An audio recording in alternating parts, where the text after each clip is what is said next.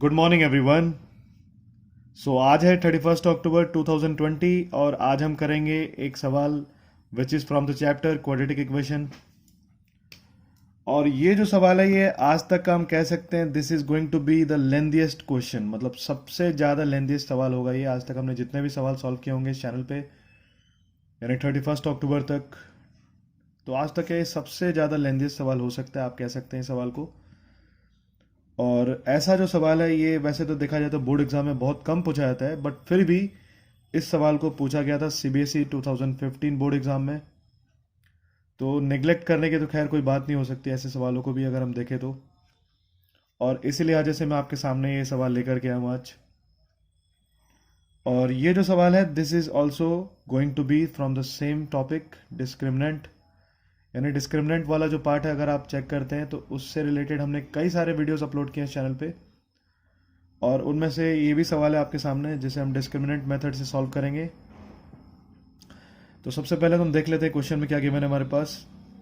तो यहाँ लिखा है if the roots of the quadratic equation x minus A x minus b plus x minus B x minus c plus x minus C x minus a is equal to zero are equal, यानी यहाँ इस सवाल में जो roots हैं इस quadratic equation के वो इक्वल रूट्स हैं। तो हमें यहाँ प्रूव करना होगा then show that a is equal to B is equal to C, यानी a b और c की जो वैल्यू है it has to be equal. So काफ़ी इंटरेस्टिंग है ये सवाल। मैं अभी आपके सामने जब सॉल्व करूंगा तो आपको भी समझ में आ जाएगा मैं ऐसा क्यों कह रहा हूँ।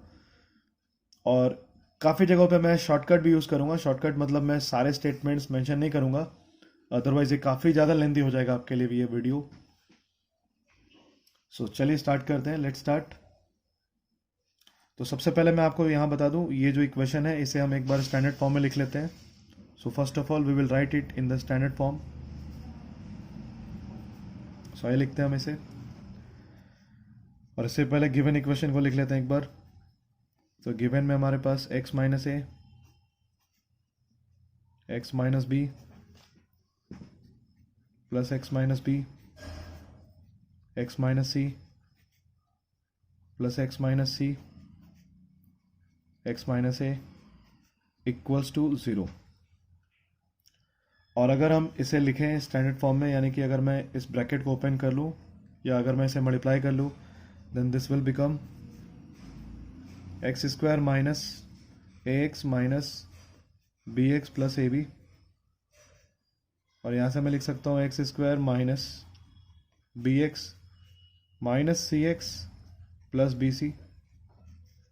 और ठीक इसी तरीके से मैं लिख सकता हूँ X square minus C x minus X plus A C equals to zero.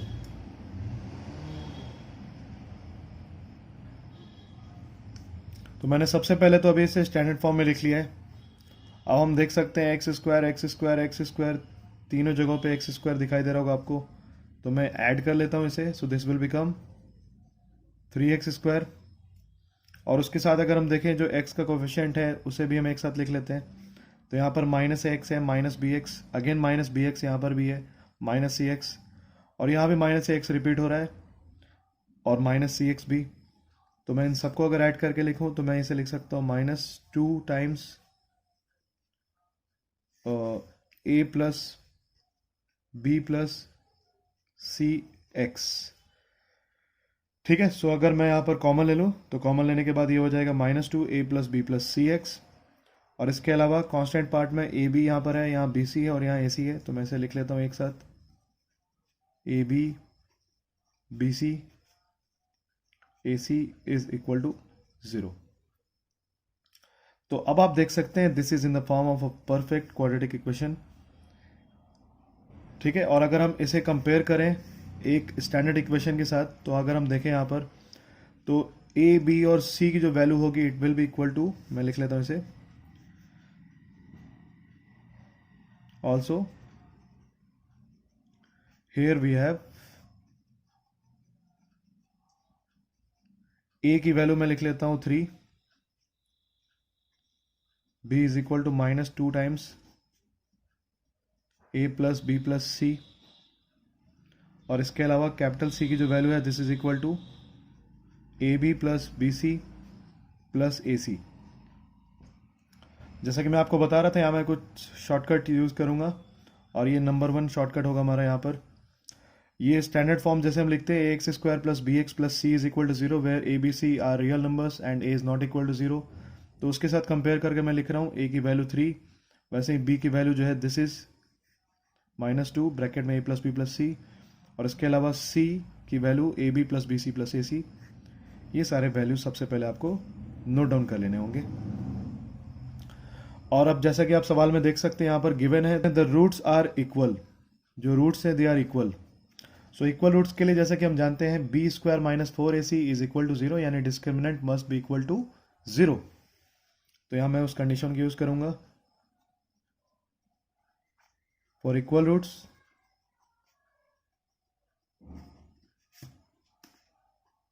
d is equal to b square minus 4ac is equal to 0। अब b, a और c की जो वैल्यू है उसे हम यहां पुट कर देते हैं, तो ये क्या बने। सो b की वैल्यू हम देख सकते हैं, this is -2 a plus B plus c whole square minus 4 times a की वैल्यू है 3 और c की वैल्यू है a B plus B C plus A c is equal to 0। अगर मैं इस इक्वेशन को थोड़ा सॉल्व कर लूँ then this will become 4 times, और यहाँ पर रहेगा a plus B plus c whole square minus 4 times.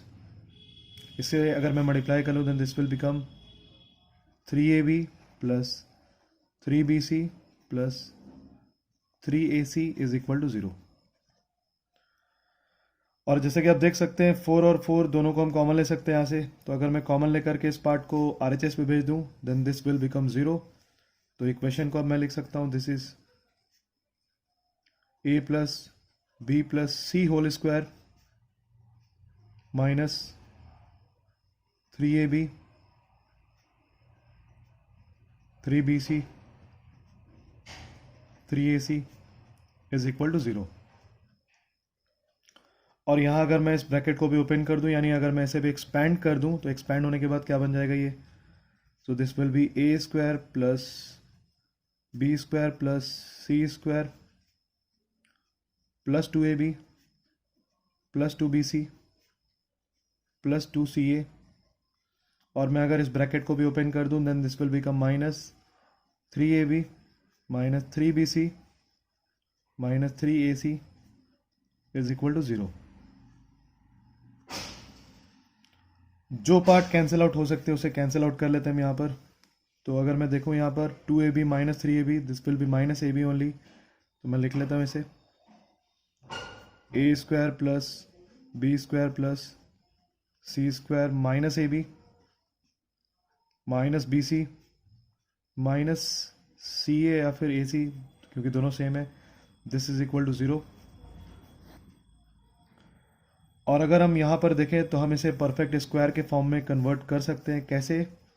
तो मैं इसे 1/2 से मल्टीप्लाई करके 2 से मल्टीप्लाई कर लेता हूँ, यानी इस तरीके से। ठीक है, सो अगर हम 1/2 इंटू 2 करें then this is just 1। So equation के ऊपर कोई भी डिफरेंस नहीं आएगा यहाँ पर। सो अब ये क्या बनेगा, दिस विल बी 1/2, और 1/2 जैसा कि आप देख सकते हैं this is going to go into the RHS। तो RHS में जाने के बाद ये क्या बन जाएगा, दिस विल बी 0। तो मैं अभी 0 बना लूंगा उसे।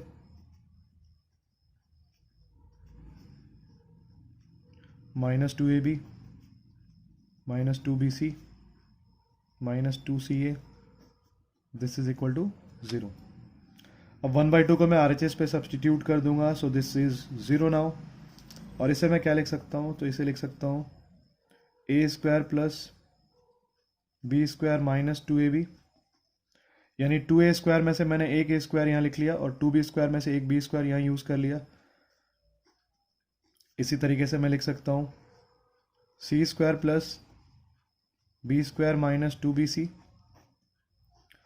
अब आपको मैं जैसा कि बता रहा था 2b स्क्वायर में से एक b स्क्वायर यहाँ लिखा हुआ है, अगेन एक और b स्क्वायर मैंने यहाँ पर यूज कर लिया।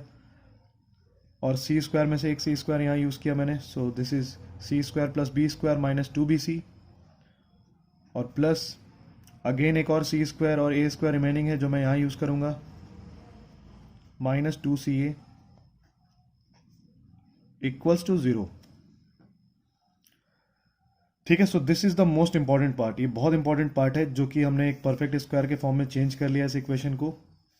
और अब ये क्या बन जाएगा, this will be a minus b whole square plus b minus c whole square plus c minus a whole square equals to 0।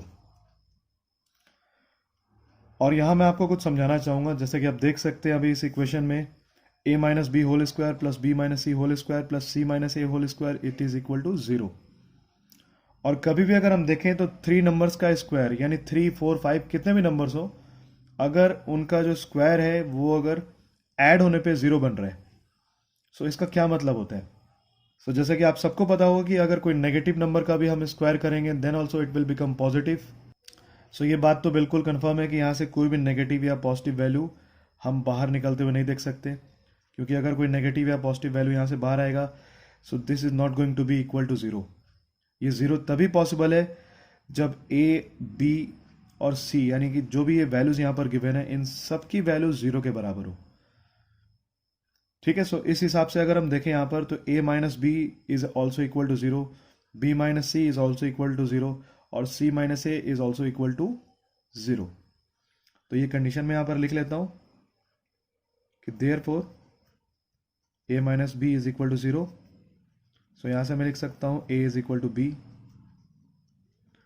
इसके अलावा b minus c is equal to 0, तो यहां से मैं लिख सकता हूं b is equal to c. और again c minus a is equal to 0, it means c is equal to a। So यहां जैसे कि हम देख सकते हैं a is equal to b और b is equal to c और c is equal to a, तो इन तीनों को अगर हम एक साथ यूज करें तो we can say that a is equal to b is equal to c, which is to be proved here, जो हमें यहां प्रूव करना था। So question is not so easy, not so hard. Not so easy उसके लिए जो expect करते हैं कि आप इसे इजीली किसी भी मेथड से सॉल्व कर लेंगे, यानी कि बाय यूजिंग क्वाड्रेटिक फार्मूला या फिर any other method which you know. ठीक है, बट इतना मैं जरूर कहूंगा कि अगर आप कंडीशन वाइज समझ पा रहे हैं कि इस सवाल को मैं कैसे सॉल्व कर रहा था यहाँ पर, then this is not so hard for you also. और इसमें जो सबसे ज़्यादा क्रूशियल स्टेप है वो है in the third last step. जैसे कि आप देख सकते हैं यहाँ पर a minus b whole square plus b minus c whole square plus c minus a whole square is equal to 0। तो ये 0 अगर है तो a माइनस बी की वैल्यू 0 कैसे हुई, b माइनस सी की वैल्यू 0 कैसे हुई और c माइनस ए की वैल्यू भी 0 कैसे हुई, इसे समझना। ठीक है, सो आई होप कि आपको ये सवाल ठीक से क्लियर हो गया होगा। इसे हम कैसे करेंगे ये आप समझ चुके होंगे अच्छे से। और अगर आपको ऐसा कोई भी सवाल एग्जाम में देखने को मिलेगा देन आई होप कि अब आप उसे इजीली सॉल्व कर पाएंगे। इसके साथ मैं ये भी उम्मीद करता हूँ कि आपने इस चैनल को सब्सक्राइब कर लिया होगा, और सब्सक्राइब करने के बाद आप बेल आइकन को भी ज़रूर प्रेस कर लें, ताकि जो भी नए सवाल मैं अपलोड करता हूँ अपने इस चैनल पे उसकी नोटिफिकेशन सबसे पहले आप तक पहुँचे। आज के लिए बस इतना ही, कल दोबारा मिलेंगे एक और भी इंटरेस्टिंग सवाल के साथ। तब तक के लिए take care of yourself and thank you for watching.